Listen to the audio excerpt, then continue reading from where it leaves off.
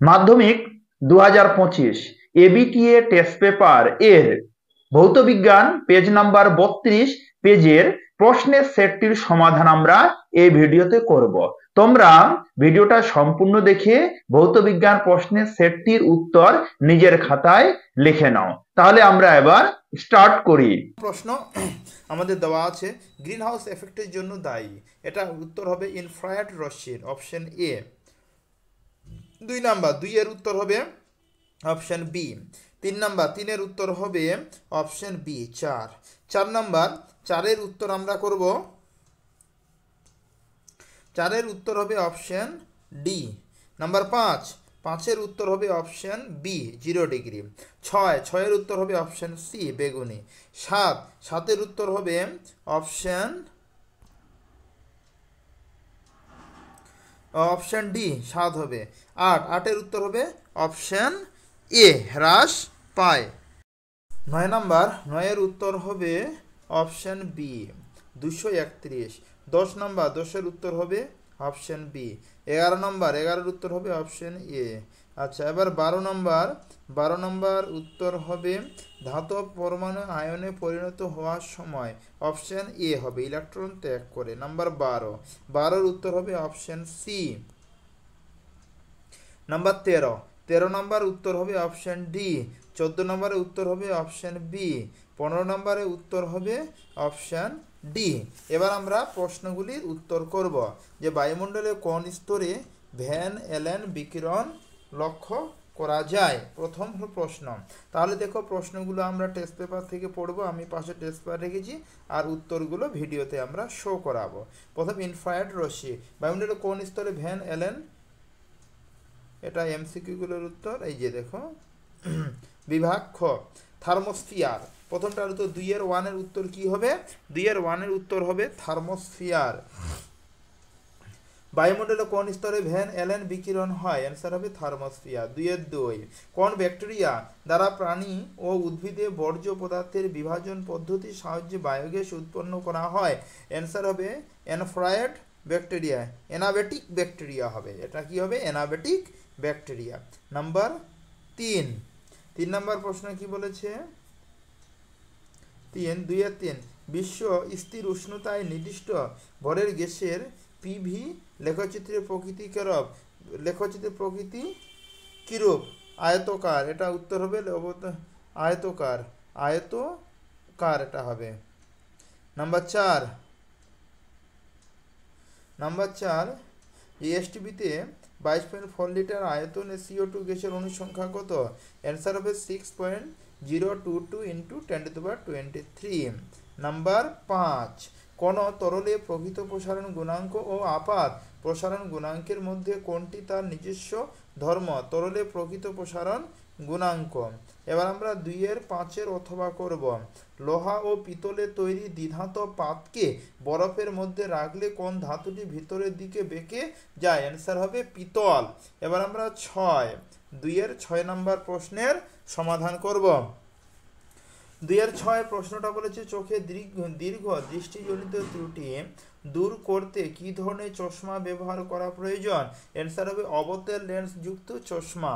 এবার 2 এর 7, ক্ষুদ্র উন্মেষযুক্ত দর্পণে উপাক্ষীয় রশ্মির আপতনের ক্ষেত্রে ফোকাস দূরত্ব ও বক্রতা ব্যাসার্ধের মধ্যে সম্পর্ক কি হবে? F = r/2। এবার 2 এর 8, বিওটি এককের সংজ্ঞা লেখো। অ্যান্সার বিওটি হলো তারের সেই পরিমাণ যা 1 পাউন্ড তাপমাত্রা 1 পাউন্ড পানির তাপমাত্রা সেকেন্ডে 7 ডিগ্রি ফারেনহাইট বৃদ্ধি করতে প্রয়োজন হয় এত ডিগ্রি তাপের। তারপরে হলো অথবা আমরা করব, অথবার উত্তর হবে কুলম্ব। এসআই পদ্ধতি, এসআই এককে আধানের এককের নাম কি?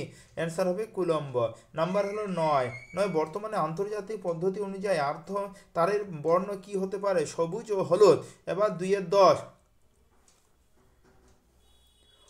10, কোন ধরনের নিউক্লিয় বিক্রিয়া সূর্যের শক্তির উৎস?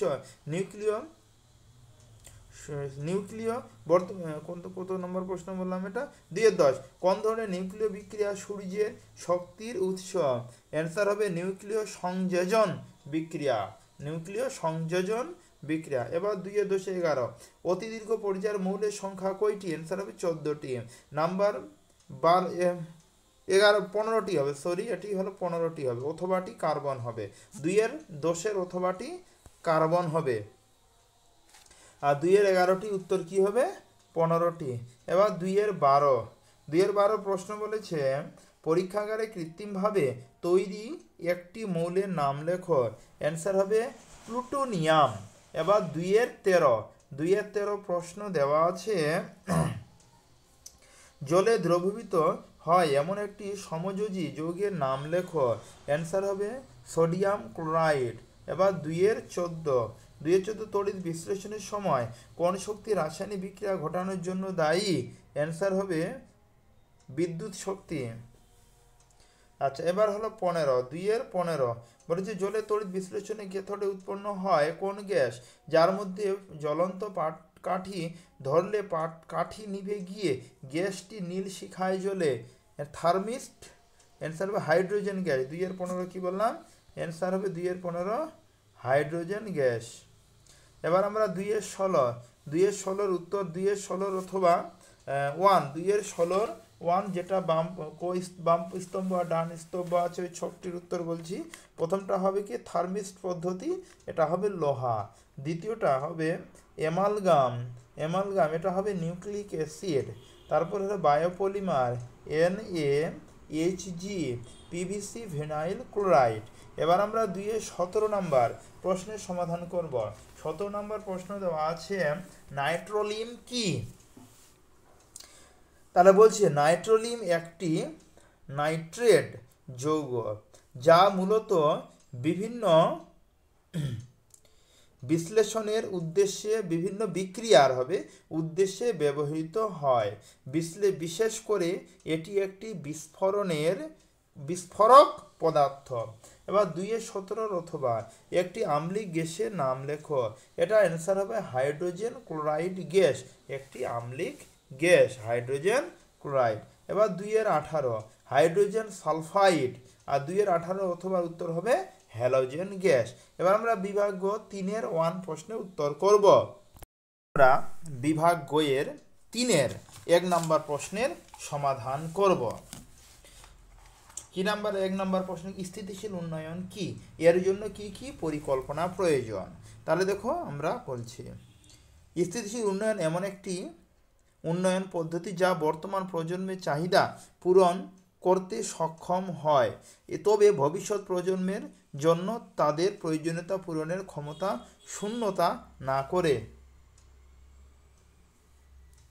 আচ্ছা নাম্বার 2 নম্বর আদর্শ গ্যাসের আচরণ থেকে বাস্তব গ্যাসগুলি বিচ্যুতির কারণ দুটি লেখো তাহলে কি আণবিক আকর্ষণ বা বল একটি কারণ আর 2 নম্বর কারণ হলো কি আণবিক আয়তন এবার 3 নম্বর প্রশ্নের সমাধান করব 3 কি লেখা আছে একটি উত্তল লেন্সের সাহায্যে কিভাবে ওষুধ সমশীর্ষ বস্তু অপেক্ষা বড় প্রতিবিম্ব গঠিত হয় চিত্র সহ দেখাও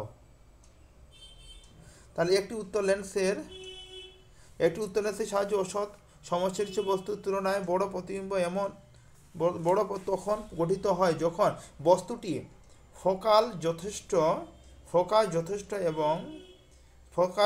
90 ডিগ্রি লেন্সের দ্বৈত ফোকাস পয়েন্ট হয় মধ্য রেখা হয় এবার অথবা প্রশ্নের সমাধান করছি এটা 3-4 প্রশ্নের উত্তর এটা লেখা আছে তোমরা দেখে লিখে নাও 3-4 অথবা এটা দেওয়া আছে 3-5 প্রশ্ন যেটা আছে প্রশ্ন থেকে এটা লেখা হলো 3-5 ক্লিয়ার 3-6 উত্তর 3-6 এটা 3-7 3-8 এটা 3-8 3-9 প্রশ্নের সমাধান এখানে লেখা হয়েছে 3-9 তাহলে এই ভিডিওতে আমরা আলোচনা করলাম 3-9 মানে 2 মার্কের সম্পূর্ণ প্রশ্নের সমাধান হলো।